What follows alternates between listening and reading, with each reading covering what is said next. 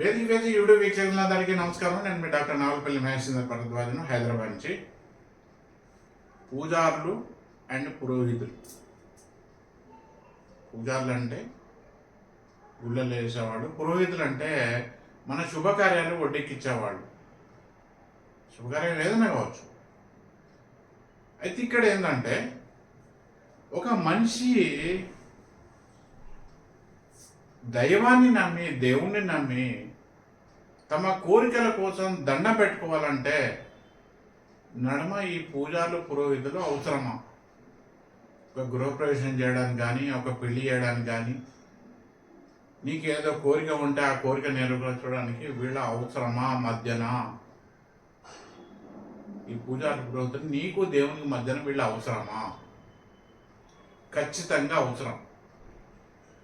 ఆ అవసరం తెలిసిన వాళ్ళు వీళ్ళ అవసరాన్ని దూరం చేయడానికి గత అనేక సంవత్సరాల నుంచి కంటిన్యూస్గా ఒక విధమైన ఈ అంతర్జాతీయ కావచ్చు, దేశీయ కావచ్చు, ఈ సంస్కృతి సంప్రదాయాలకు నచ్చని వాళ్ళు కావచ్చు, ఈ పూజారి పురోహితుల వ్యవస్థ మీద పరోక్షంగా చెడు అభిప్రాయం కలిగజేస్తున్నారు.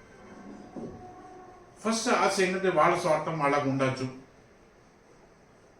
కానీ పూజారులు పురోహితులు చేసే ఈ యోగదానం, సమాజానికి ప్రజలకు చేసే ఈ త్యాగం జనాలకు అర్థమవుతలేదు.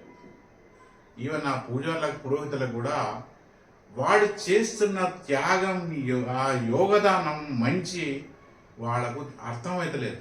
చేసే పూజలు చేసేవాడు కూడా, చేయించుకున్నవాడు కూడా అర్థమవుతలేదు. అనేక పూజలు, వ్రతాలు, నోములు చేసుకుంటారు కదా, వాళ్ళకు కూడా వీళ్ళ యొక్క అవసరం ఏంది, వీళ్ళు చేయడం వలన వీళ్ళ సేవలు ఉపయోగించుకోవడం వలన అసలు నిజంగా జరిగే ఆ ఒరిజినల్ మేలు, ప్రయోజనం ఏంది, అసలు ప్రయోజనం ఏంది అనేది పూజలు చేసేవాళ్ళకు కూడా తెలియదు. కాకపోతే ఏంటంటే, నన్ను ఈ మధ్యన ఒకడు అడిగాడు, ఈ అయ్యా మనం గురుగారు, అయ్యా సార్ మనం దండం పెట్టుకోవాలనుకున్నాడు, వీళ్ళెందుకు, వీళ్ళకు దక్షిణ దండకి కదా? చాలా చాలా తప్పు. 100% దీన్ని అజ్ఞానం అనన్నా, అహంకారం అనన్నా, మూర్ఖత్వం అనన్నా, ఇంకేమైనా పదాలు ఉన్నాయో ఆ డిక్షనరీలో వెతుకుని నాకు కనబడలేదు. సరే, వాళ్ళు ఏదో అడిగారు, కానీ సమాధానం చెప్పవలసిన ఒక నైతిక బాధ్యత ఒక సగటు భారతీయునిగా, ఒక జ్యోతిష్కునిగా నా మీద ఉందని భావించి వానికి చెప్పిన సమాధానమే ఇంకా కొంచెం ఎలాబరేట్ చేస్తూ ఈ వీడియో చేస్తున్నాను. ఈ పురోహితులు కానీ, గుడులలో పూజలు చేసే ఆ కార్యక్రమం ఏంటంటే, ఒకటి జగత్ సర్వం దైవాధీనం, తదో దైవం మంత్రాధీనం, తదో మంత్రం బ్రాహ్మణాధీనం. భగవంతుడు కేవలం మంత్రానికి మాత్రమే ఆధీనుడు. నీ కోరిక ఏ రూపకంలా చెప్తే భగవంతునికి అది చేరుతుంది, ఆ దైవానికి చేరుతుంది. నువ్వు అమ్మవారను, అయ్యవారను, వెంకట స్వామిను, నరసింహస్వామిను, ఆంజనేయ స్వామిను, దుర్గమ్మను, ఈ దైవానికి నీ యొక్క బాధ, ఆవేదన, కోరిక, నీ ఆశయం, నీ సమస్య అది చేరాలంటే ఆ మంత్రాలు ఏమో నీకు డైరెక్ట్ రావు కదా. అందుగురించే వీళ్ళ సహాయం తీసుకోవాలి, ఇలా సహాయం తీసుకోవాలి. రెండోది ఏంటంటే, ఒక పోస్ట్ ఆఫీస్లో మనం ఎవరికి ఒక లెటర్, ఉత్తరం రాయంగానే, లేకుంటే ఏమైనా ప్రైవేట్ కొరియర్ ద్వారా మనం ఏమైనా పార్సల్ పంపగానే మన అడ్రస్ నుంచి డైరెక్ట్గా అవతలకు ముట్టదు. అది మధ్యన సార్టింగ్ ఆఫీసు, ఆ కొరియర్ వాళ్ళైతే హబ్ ఆఫీస్ అంటారు, అక్కడ ఒక సార్టింగ్ చేసే ఒక వ్యవస్థ ఉంటుంది. అలాగే మనం ఒక ఈమెయిల్ పంపించినప్పుడు మధ్యన సర్వర్ అని ఒక వ్యవస్థ ఉంటుంది. సర్వర్ అది అక్కడ సార్టింగ్ చేసి నువ్వు ఎవరికి పంపినావు వాడికి పంపుతుంది. అలాగే మనం ఒక ఫోన్ చేసినప్పుడు, ల్యాండ్ ఫోన్ కావచ్చు, మన మొబైల్ ఫోన్ కావచ్చు, మధ్యన సెల్ టవర్ అంటూ ఒకటి ఉంటుంది. ఆకాశంలో ఉపగ్రహాలు ఉంటాయి, కింద సెల్ టవర్లు ఉంటాయి. నువ్వు పంపించిన ఈ సిగ్నల్స్ ఆ సెల్ టవర్ ఉపగ్రహం ద్వారా సెల్ టవర్కి అంది, సెల్ టవర్ ద్వారా నువ్వు ఎవరికి ఫోన్ చేసినావో వాళ్ళకి అందుతాయి. ఒక్క నెంబర్ను తప్పుగా ఉన్నా అది ఇంకోళ్ళకి వెళ్ళిపోతాయి, కానీ నువ్వు కావాల్సిన వ్యక్తి నీకు లైన్లోకి రాడు. అలాంటి వ్యవస్థ అనాదిగా ఈ జాతిని రక్షిస్తున్న వాళ్ళు, మన సనాతన ధర్మాన్ని కాపాడుతున్న వాళ్ళు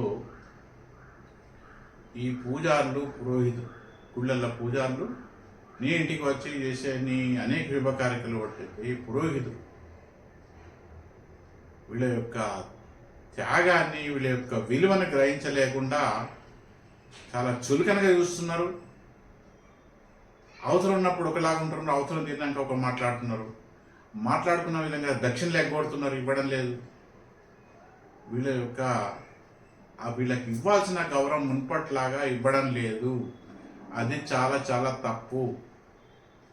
మీరు ఒక డెకరేషన్ చేసే కూలికి, ఒక పురోహితునికి, ఒక ఫోటోగ్రాఫర్కి ఇచ్చిన వాల్యూ మీరు ఒక పురోహితునికి ఇవ్వడం లేదు.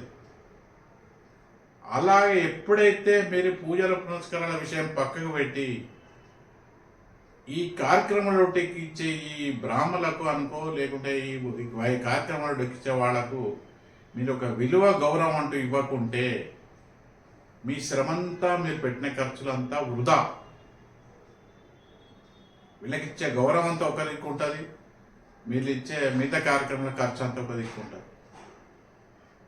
ఇది నువ్వు ప్రాపర్ చేయకుండా నీకున్న సమస్యలు పోవాలి, నీకున్న కష్టాలు పోవాలి, నీకున్న కోరికలు నెరవేరాలి అని అనుకుంటే అది ఒంటి మీద మురికి అంటుతే సబ్బుతం రాసుకుంటే పోయే ముచ్చట కాదు.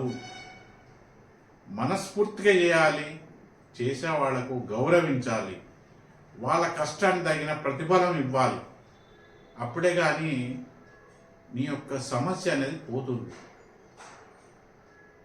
తీగల్లో కరెంట్ ఉంటేనే లైట్ వెలుగుతుంది, ఫ్యాన్ తిరుగుతుంది. అలాగే నీ యొక్క దండ, ఆ కరెంటు మనకు కనబడదు. నువ్వు ఒక దైవాన్ని ప్రార్థిస్తే అది వెళ్ళాలంటే ఆ కరెంట్ లాంటి వాళ్ళు, కనబడకుండా కరెంట్ లాంటి వాళ్ళు, ఆ సహాయం చేసేవాళ్ళు ఈ పురోహితులు, పూజారులు. గుళ్ళ పూజలు చేసేవాళ్ళు పురోహితులు ఎప్పుడో 4 గంటలకు నిద్రలేసి చక్కగా మిగతా వాళ్ళందరికీ సెలవులు ఉంటాయి, వీళ్ళకు సెలవులు ఉండవు. ఏడాది మొత్తం పండుగలే ఉంటాయి. సో ఫస్ట్ ఈ సమాజంలో ఉన్న ప్రతి ఒక్కళ్ళకు నేను చేతులెత్తి నమస్కరించి చెప్పేది ఏంటంటే, మీరు మీ ఇంతకాలం ఈ సనాతన ధర్మాన్ని, ఈ జాతిని, సంస్కృతిని కాపాడుతూ వచ్చిన ధర్మానికి ఉన్న 4 పాదాలలో ఒక పాదం ఈ పూజారులు, పురోహితులు. వాళ్ళని దూరం చేసుకుంటే, వాళ్ళ విలువ గుర్తించకుంటే ఆ నష్టం మొత్తం మీ ఒక్కరికే కాదు, జాతి మొత్తానికి, అది దేశానికి. అందు గురించి పూజారుల యొక్క, గుడిల పూజారుల అండ్ శుభకార్యాల్లో ఇచ్చే ఈ పూజారుల యొక్క విలువ గుర్తించండి, వాళ్ళను గౌరవించండి. ఏ విధంగా కూడా చులకనగా మాట్లాడకండి, చాటుకు కానీ నీటికి కానీ. ఎవరో